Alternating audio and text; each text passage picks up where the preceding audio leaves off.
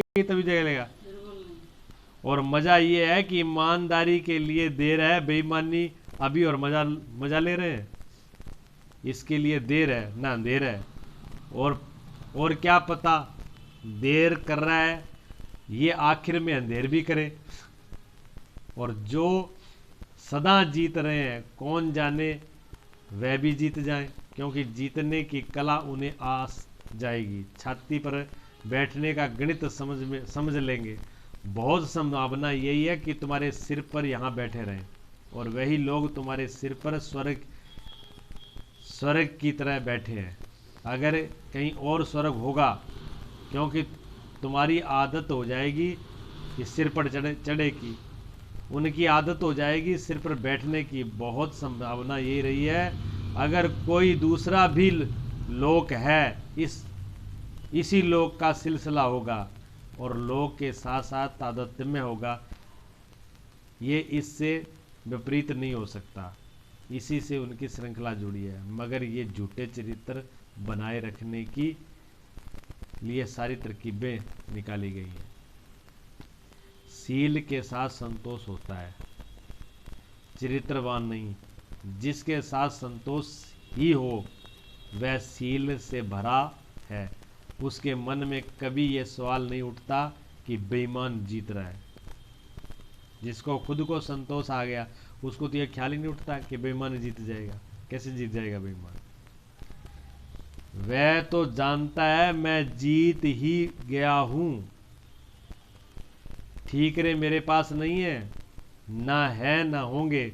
उसे दया आती है जिनके पास ठीकरे हैं उन पर, क्योंकि वह जानता है असली संपदा मेरी है, मेरे पास है। ये बेचारे व्यर्थ में घूम रहे हैं, व्यर्थ में अंधेरे में टक्करें खा रहे हैं, धोखा खा रहे हैं, कितना गंवा रहे हैं। रामकृष्ण के पास एक आदमी आया, 10,000 रुपये रामकृष्ण को भेंट करना चाहता था। रामकृष्ण ने कहा कि तू ही इनको रख, तू ही इनको रखने का पात्र है, क्योंकि हम तो हैं भोगी और तू है त्यागी। वह आदमी बहुत चौंका। उसने रामकृष्ण ने कहा आप क्या कह रहे हैं? आप होश में हैं परमहंस जी, परमहंस देव? मुझ भोगी को आप त्यागी बता रहे हैं और आप जैसा त्यागी को आप भोगी बता रहे हैं। रामकृष्ण ने कहा नहीं, भोगी मैं हूं, मैं भोगी हूं, क्योंकि मैंने कचरा छोड़ा और रामरस पी रहा हूं, और तुम रामरस छोड़कर कचरे को छाती से लगाए घूम रहे हो, तो त्यागी तुम ही हो। त्यागी कौन है? त्यागी तुम हो। हीरे छोड़कर कंकड़ पत्थर छाती से पकड़े हो, त्यागी तुम हो। और मैंने तो हीरे पकड़े कंकड़ पत्थर छोड़े, ये कैसा त्याग है? मैं तो भोगी हूं। देखिए, जिन्होंने जाना वो यही कहेंगे, जिन्होंने भी जाना है वो यही कहेंगे। तेन तेन भुंजिता, जिन्होंने त्यागा है वही वह जानते हैं भोग का असली अर्थ, भोग का असली राज, क्योंकि उन्होंने ही भोगा है। इसलिए सदा दिवाली साध के 8 पैर आनंद।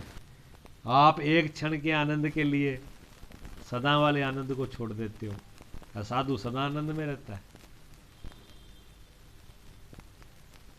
और बाकी तो सिर्फ भोग की भांति है।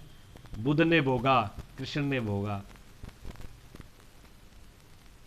कबीर ने भोगा, फरीद ने भोगा, नानक देव ने भोगा। बाकी तुम तो भ्रांति में हो, तुम सब त्यागी हो। तुम असली चीज तो छोड़े हो। पास ही अमृत से धारा बह रही है, उस अमृत की धारा को छोड़कर गंदे नाले का पानी पी रहे हो। ये त्यागी नहीं तो कौन त्यागी है? मां त्यागी है। आप मां त्यागी हो जो नालों से तो संतुष्ट हो रहे हो। है अमृत का बहता तो बहने दो, क्या लेना देना नदी से, ऐसी गंगा रोई बहती रहती है। परिणाम सील संतोष ते शब्द का मुख बसे। कबीर जो ध्यान के लिए शब्द उपयोग करते हैं वे कहते हैं शब्द शब्द। जिसके भीतर राम रस की धुन अपने आप उठने लगी। राम की धुन जिसके अंदर अपने आप उठने लगी, उसकी याद, उसकी स्मृति, उसका रस जिसके हृदय में अपने आप बहने लगा। उठानी नहीं पड़ती, उठती है। जिसके भीतर ओंकार का नाहद अपने आप उठने लगे, उसको कहते हैं शब्द। वो शब्द है जिसके भीतर अनाद बजने लगे, जिसकी धुन सुन लिया, परम संगीत जिसने, जिसके जीवन में परम संगीत महता का अनुभव कर लिया, मैं उसको ध्यान कह रहा हूं। वही तो ध्यान है। वह उसको शब्द कहते हैं, उसी को शब्द कहते हैं, उसी को नाद कहते हैं, उसी को ध्यान कहते हैं। सील संतोष ते शब्द जा मुख बसे, संत जन जह जोरी सांच मानी। संत जन ऐसे व्यक्ति को सांचा मानते हैं, बाकी सब झूठे हैं, क्योंकि बाकी सब थोथे हैं। ऊपर ऊपर से रंग लिया है चेहरे को, मुखोटा लगा लिए हैं, बाकी ने सब मुखोटे लगा लिए हैं। वो असली तो वही है ना। लो प्रसाद ले लो।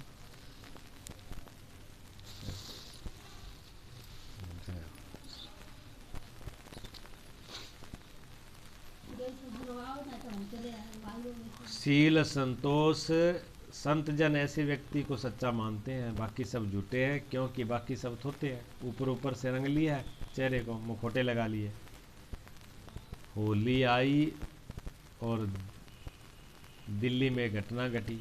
एक बड़े नेताजी को लोग बहुत दिन से फिक्र में थे कि होली आए तो मज़ा चखाएं।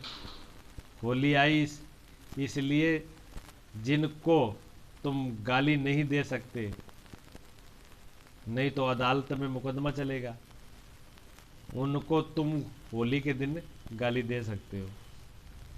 यह सुविधा है। और तुम देखते हो कि होली पर जो गालियां दी जाती हैं, उन गालियों का नाम कबीर, क्योंकि कबीर ने ऐसी कुटाई की, ऐसा सिर फोड़ा कि पुरोहित कबीर शब्द की एक तलवार की धार हो गया। और पकड़ो नेताओं को, और जो साल भर तुम्हारी छाती पर मूंग दलते हैं, मलो उनके चेहरे पर फिर कालिस कोलतार। तो नेताओं को पकड़ लिया लोगों ने, खूब कोलतार मला, और आशा रखते हैं कि महीने 2 महीने भी छूटना मुश्किल हो जाएगा। शाम को देखने गए कि हालत क्या है। नेताजी बैठे मुस्कुरा रहे थे, कोलतार का कोई पता ही नहीं। लोग बड़े चौंके। उन्होंने कहा कि हुआ क्या, इतनी जल्दी अपने को धो डाला, कैसे धो डाला? उन्होंने कहा तुम नेताओं का राज नहीं जानते। वह देखो कोने में मुखट्टा पड़ा है, उसी पर कोलतार पोलते रहे तुम, वो मुखोटा लगा के गए पहले से। कोई नेताजी का असली चेहरा होता है? वह तो कई चेहरे रखते हैं, जब जैसी जरूरत पड़ती है वैसे ही बदल लेते हैं, क्षण में बदल लेते हैं। उनका असली चेहरा पकड़ में नहीं आता। अब यह भी कहना पक्का नहीं कि अभी जो चेहरा है वह असली होगा, ये दूसरा मुखौटा भी हो सकता है। संभावना यही है, क्योंकि असली चेहरे तो केवल संतों के पास होते हैं। संत जन जोरी सांच मानी।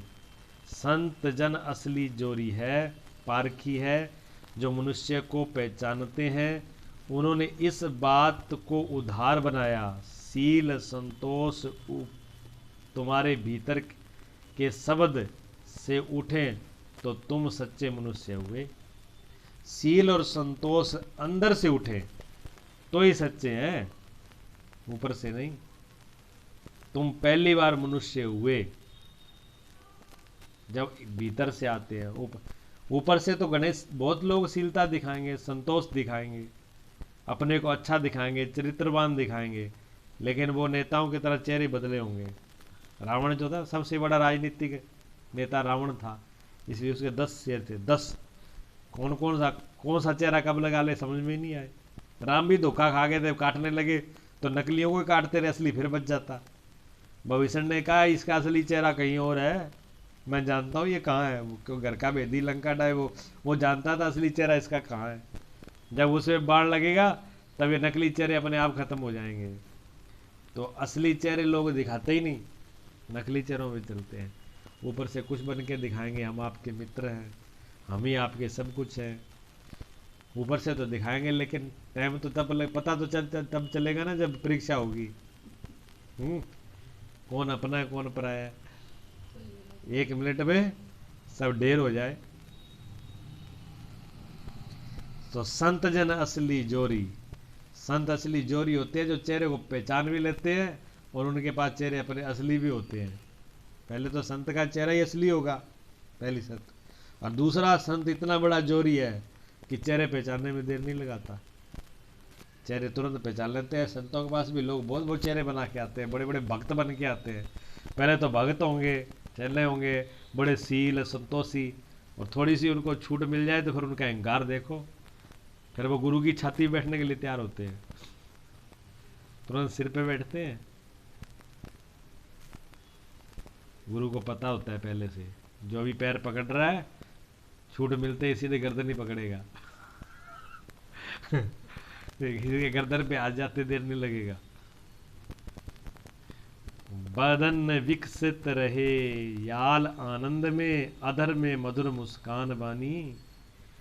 और तुम्हारे जीवन का एक कमल की तरह खिलता है ये याल आनंद में, और सदा भीतर आनंद के फूल खिलते हैं। अधर में मधुर मुस्कान बानी, और भीतर जीवन में एक मुस्कुराहट। जब ये अंदर आएगा सील और संतोष, तो फिर एक मुस्कुराहट होगी, एक आनंद होगा, एक मस्ती होगी, पीड़ा नहीं होगी। ऐसे संतोष, मुर्दा संतोष नहीं, एक मुर्दा संतोष होता है, अंगूर खट्टे वाला संतोष नहीं। लोमड़ी नहीं पहुंच सकी तो कहती है अंगूर खट्टे, ये क्या कहकर चल दी कि अंगूर खट्टे हैं। यही संतोष तुम्हें दिखाई पड़ेगा अधिक लोगों में। वह कहते हैं क्या रखा है धन में, क्योंकि पा नहीं सके। रखा क्या है मैलों में, क्योंकि पा ही नहीं सके, मैल मिले नहीं इसलिए। अब इस तरह के संतोष कर रहे हैं, ये संतोष नहीं है, ये चालबाजी है, ये अपने को समझाना है, ये संतावना है, संतोष नहीं है। संतोष बड़ी और बात है। संतोष का अर्थ होता है मैलों से बड़ा महल पा लिया, हीरों से भी बड़ा हीरा पा लिया। ये जगत जो दे सकता था उससे भी बड़ी संपदा अनुभव कर ली, इससे भी बड़ा कुछ पा लिया है, उपलब्ध कर ली है। इसलिए संतोष नहीं कि अंगूर खट्टे हैं, इसलिए कि जो पाने योग्य था वो मैंने पा लिया। इस देश में तुम्हें अंगूर खट्टे वाले संतोष बहुत फैला हुआ मिलेगा। क्या करें, लोग दीनहीन हो गए सदियों से। अब इसी दीनहीनता ने उन्होंने गौरव बना लिया है। दीनहीनता को भी उन्होंने संतोष शब्द में दे दिया है, दरिद्र नारायण। दरिद्र होना भी जैसे गरिमा की बात है, दरिद्र होना में एक आध्यात्मिकता आ गई। अछूत को अब कहने लगे हरिजन हमने कहा है वृद्धों को, और अब अछूत होना काफ़ी है हरिजन होने के लिए। सभी ब्राह्मण भी हरिजन नहीं, कभी कभार कोई एक हरिजन होता है। और अब तो शूद्र होना भी काफ़ी है हरिजन होने के लिए। हम अच्छे शब्द देने में बड़े होशियार हैं, बड़े कुशल हो गए हैं, अच्छे शब्द लगा लेते हैं। असलियत को ढांकने के लिए, छिपाने के लिए शब्दों का जाल बिछा रख देते हैं। संतोष, संतावना, धैर्य, शील, इनके पीछे भीतर जलती हुई आग, विषाद, पराजय, विफलता। ऊपर से तो हमें दिखाते हैं संतोषी हैं, शील हैं, बड़े ईमानदार हैं, और अंदर क्या चल रहा है? अंदर कचरा भरा है पूरा। बदन विकसत रहे ख्याल आनंद में, अधर में मधुर मुस्कान बनी। सांच गले नहीं झूठ बोले नहीं, सूरत में सुमत सोई श्रेष्ठ ज्ञानी। सांच गले नहीं झूठ बोले नहीं, सांच तो गले नहीं और झूठ बोले नहीं, सत्य को छोड़े नहीं और झूठ बोले नहीं। क्या कहते हैं, सूरत में सुमत सोई श्रेष्ठ ज्ञानी। और जिसकी अंतर प्रज्ञा में परमात्मा का स्मरण सतत बनता रहा, वही तो ज्ञानी है। वेद का ज्ञाता है, कुरान का ज्ञाता नहीं। उपनिषद गीता कंठस्थ हो, इससे कुछ नहीं होगा। भीतर श्रुति बहती हो। ऊपर से गीता याद कर ली, रामायण याद कर ली, उससे कुछ नहीं होने वाला। अंदर से श्रुति बहती हो, एक सुरत लग जाए, श्रुति जग जाए। जब भीतर श्रुति बहती है, स्मृति बनती है, तो परमात्मा सब जगह दिखाई पड़ता है। फिर जब भीतर से सुरत आ जाए उसकी, और जिसकी सूरत भीतर रहेगी वो सब जगह दिखाई देगा। बात ध्यान रखना, जिसकी भीतर श्रुति है वही सब जगह दिखता है, जिसकी भीतर स्मृति है वही सब दिखना शुरू हो जाता है, और जिसके भीतर नहीं है उसको बाहर भी नहीं है। तो जिसके भीतर से सुरत जग गई, वो सबको जान लिया, वही तो ज्ञानी। भीतर अंतर धारा बहने लगे, अंतर धारा बहने लगी उसकी स्मरण की, तो वृक्षों में भी झांकती हुई धूप की छाया उनकी माया है। फिर भीतर खिले हुए फूल कि बाहर खिले हुए फूल, सब उसके ही फूल हैं, सब खिलावट उसकी है। फिर भीतर से उठे सुगंध और बाहर से उठे सुगंध, सब उसकी सुगंध है।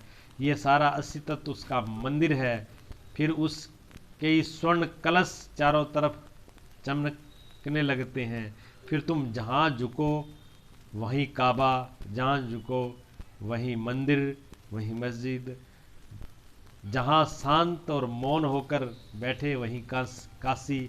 फिर कहीं तुम्हें तीर्थ यात्रा की कोई ज़रूरत नहीं है, तुम जहाँ हो वहीं तीर्थ है, वहीं मंदिर है, वहीं भगवान है। सांच गले नहीं झूठ बोले नहीं, ऐसा ज्ञानी हो। जब हृदय में एक बार ये आ जाए तो फिर जहाँ पर आप हो बस सब कुछ वही है, फिर कहीं भागने की ज़रूरत नहीं है। और जब तक नहीं आता है तब तक भागते रहो, कहीं के मारे कहीं, कुछ होने वाला नहीं है।